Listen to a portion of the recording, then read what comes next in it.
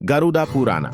गरुड़ पुराण के 15वें अध्याय में संतान प्राप्ति के उपायों के बारे में बताया गया है। साथ ही इसमें बताया गया कि किन कामों से संतान में गुणवान, चरित्रवान और सत्यवान का गुण होता है। भगवान विष्णु अपने वाहन पक्षीराज गरुड़ से कई संदर्भ में बातें करते हैं। इन्हीं का वर्णन गरुड़ पुराण ग्रंथ में किया गया है। इसमें जन्म, मृत्यु, पुनर्जन्म, स्वर्ग, नरक के साथ ही ज्ञान, विज्ञान और नीति नियमों के बारे में भी बताया गया है।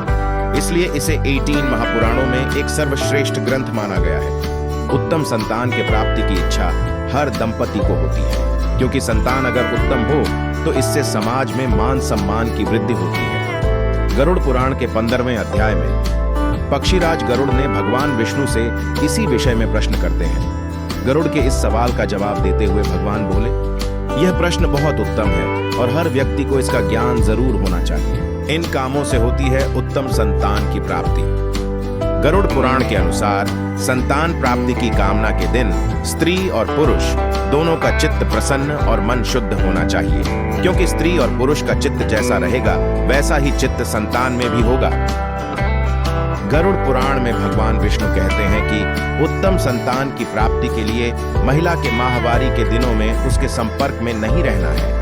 मान्यता है कि सम दिनों में गर्भाधान से पुत्र और विषम दिनों में गर्भाधान से पुत्री की प्राप्ति होती है। मान्यता है कि देवताओं द्वारा स्त्री को माहवारी का श्राप दिया गया था, इसलिए इस दौरान स्त्री की आभा को अशुद्ध माना जाता है। महिला को स्नान कर शुद्ध होना जरूरी होता है। इसके बाद ही पुरुष महिला के साथ एक कमरे में निवास कर सकते हैं। हालांकि संतान प्राप्ति के लिए भी यह समय अनुकूल नहीं होता है।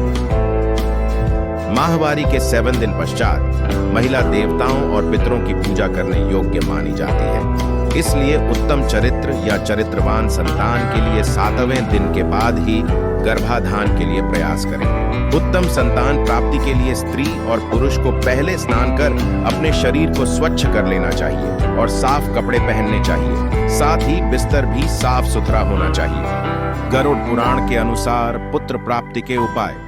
मान्यता है कि सम दिनों में गर्भाधान से पुत्र और विषम दिनों में गर्भाधान से पुत्री की प्राप्ति होती है। गरुड़ पुराण के अनुसार पुत्र रत्न की प्राप्ति के लिए महिला के मासिक धर्म समाप्त होने के 8वें, 10वें, 12वें, 14वें और 16वें दिन यानी सम दिनों के मिलन से पुत्र प्राप्ति की संभावना अधिक होती है। वहीं पुत्री प्राप्ति के लिए मासिक धर्म के विषम दिन जैसे 9वां, 11वां, 13वां, 15वां और 17वां दिन बताए गए हैं। लेकिन मासिक धर्म के 18वें दिन बाद के मिलन से संतान प्राप्ति की संभावना बहुत कम होती है।